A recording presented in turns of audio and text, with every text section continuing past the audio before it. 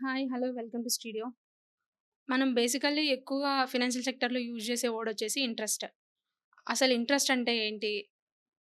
అనే దాని గురించి మనకి ఈరోజు డీటెయిల్‌గా ఎక్స్‌ప్లెయిన్ చేయడానికి మన ముందున్నారు సునీల్ గారు. Hi sir. హాయ్ నార్మల్ గారు. సరే. యాక్చువల్‌గా ఫైనాన్షియల్ సెక్టర్‌లో మనం ఎక్కువగా ఇంట్రెస్ట్ అనే పార్ట్ గురించి ఎక్కువగా వింటామనమాట. అసలు ఇంట్రెస్ట్ అంటే ఏంటి సార్? ఫైనాన్షియల్ సెక్టార్‌లో ఇంట్రెస్ట్ అనేది 2 రకాలు మేడం. ఒకటి మనము మన దగ్గర డబ్బులు డిపాజిట్ చేసిన వాళ్ళకిచ్చేది. ఓకే. ఇంకొకటి మనము ఎవరికైతే వడ్డీకి అంటే డబ్బులు మనం ఎవరికైతే బారోయింగ్‌కి ఇస్తామో దాని మీద వచ్చే ఇంట్రెస్ట్ అండి.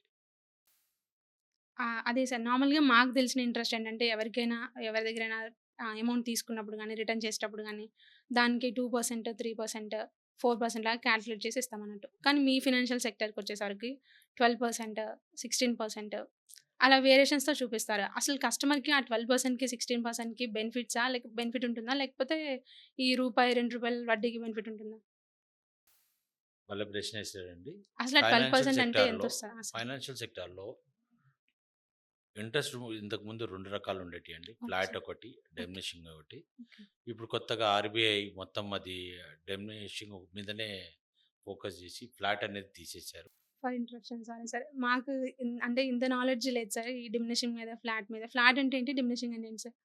ఫ్లాట్ అంటే ఏదైతే మీరు ప్రిన్సిపల్ అమౌంట్ తీసుకుంటారో, ఫర్ ఎగ్జాంపుల్ 1,00,000 రూపీ తీసుకున్నారు. Okay sir. 2% ఇంట్రెస్ట్ తీసుకున్నారు. అంటే లక్షకి 2% అంటే ఏంది? 2,000. అంటే ప్రతి నెల మీరు 2,000 కడుతూనే ఉండాలి. ఫర్ ఎగ్జాంపుల్ మీరు ఒక 60 నెలలకి తీసుకున్నారు. లేదా ఒక 50 నెలలకి తీసుకున్నారు. Okay sir. 50 ఇంటూ 2 అంటే మీరు రూ. 1,00,000 వరకు ఇంట్రెస్ట్ ఇంట్రెస్ట్ పే చేస్తున్నారు. ఎంత అమౌంట్‌కి? రూ. 1,00,000కి. రూ. 1,00,000 అంటే మీరు ఫస్ట్ ఎంతైతే మీరు ఇంట్రెస్ట్ పే చేస్తున్నారో లాస్ట్ వరకు అదే రూ. 2,000 ఇంట్రెస్ట్ పే చేస్తున్నారు. దాన్ని ఫిక్స్డ్ అంటారండి. ఎందుకు? ఈ ఇంట్రెస్ట్ అనేది మీకు డైరెక్ట్ ప్రిన్సిపల్ అమౌంట్ మీద ఏదైతే మీరు అమౌంట్ తీసుకున్నారో దాని మీద కాలిక్యులేట్ అవుతది కాబట్టి. డిమినిషింగ్‌కి వచ్చేసరికి మీకు ఎట్లయితే సపోజ్ మీరు 1,00,000 తీసుకున్నారు. ఫ్లాట్ అంటే మనం తీసుకున్న లోన్‌కి రెగ్యులర్‌గా end of the loan complete అయ్యే వరకు తీసుకునే చార్జెస్ అన్నట్టు. డిమినిషింగ్‌కొచ్చే వరకు ఇంకా వేరియేషన్ ఉంటుంది. కరెక్ట్. ఓకే. అది డీటెయిల్‌గా కొంచెం ఎక్స్‌ప్లెయిన్ చేయండి సార్. నాగమణి గారు. యెస్ మీరు సార్. 16%కి రూ. 4 అనుకున్నారు. అవును సార్. ఓకే. మీరు కాలిక్యులేట్ చేసింది చాలా తప్పని నేను ప్రూవ్ చేస్తానండి. ఓకే. ఓకే. ఇప్పుడు మనం ఈఎంఐ ఎంత అనుకున్నామండి? రూ. త్రీతో 3,516 అవునా? 36 నెలలకి ఎంతయిందండి?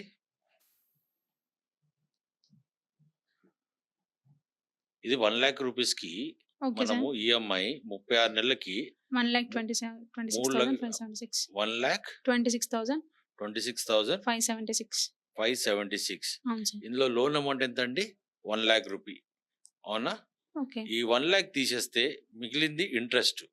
అవునా? Okay sir. ఎంత? రూ. రూ. 576. 26,576 ఇది ఇంట్రెస్ట్ అండి. ఓకే. ఇప్పుడు మొత్తం మీరు రూ. 3,516 ఓకే. 36 నెలలకు కట్టిందెంత?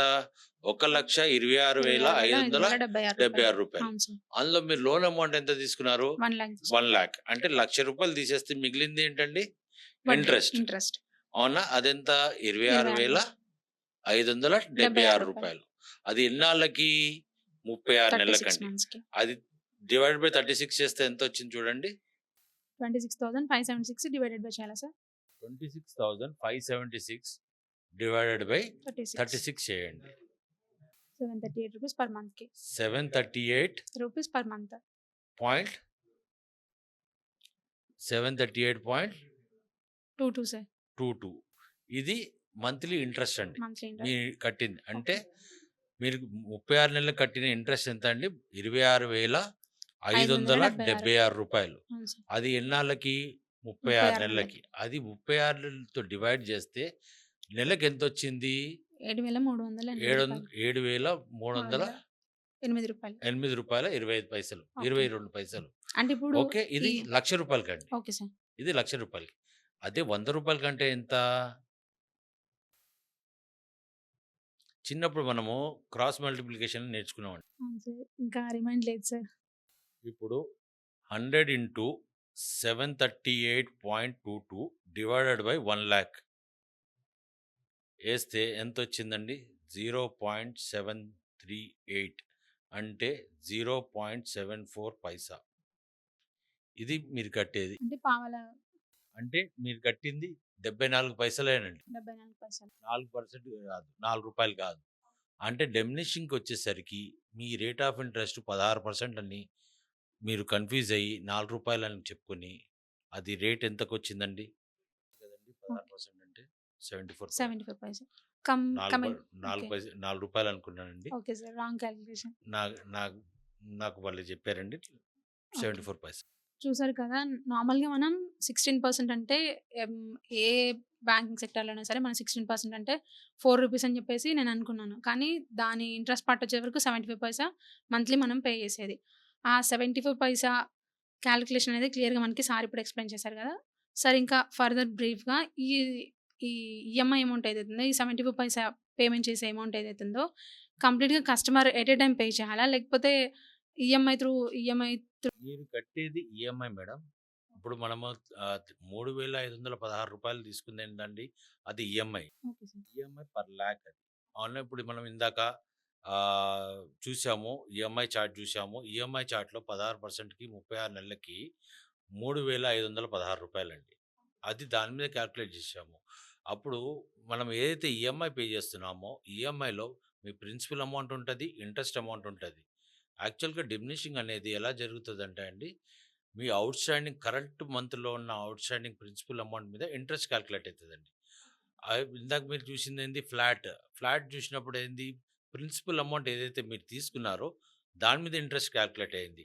ఇది వచ్చేసరికి మీకు ఎండ్ ఆఫ్ ద మంత్ ఏదైతే ఈఎంఐ డిడక్షన్ అయిన తర్వాత ఏదైతే మీ కరెంట్ ప్రిన్సిపల్ ఔట్‌స్టాండింగ్ ఉంటదో దాని మీద ఇంట్రెస్ట్ కాలిక్యులేట్ అయితది కాబట్టి మీకు ఎప్పుడైతే మీరు ఈఎంఐ పే చేస్తుంటారో అందులో మీ ఇంట్రెస్ట్ అమౌంట్ పేమెంట్ ఎక్కువ అయితూ ఉంటది.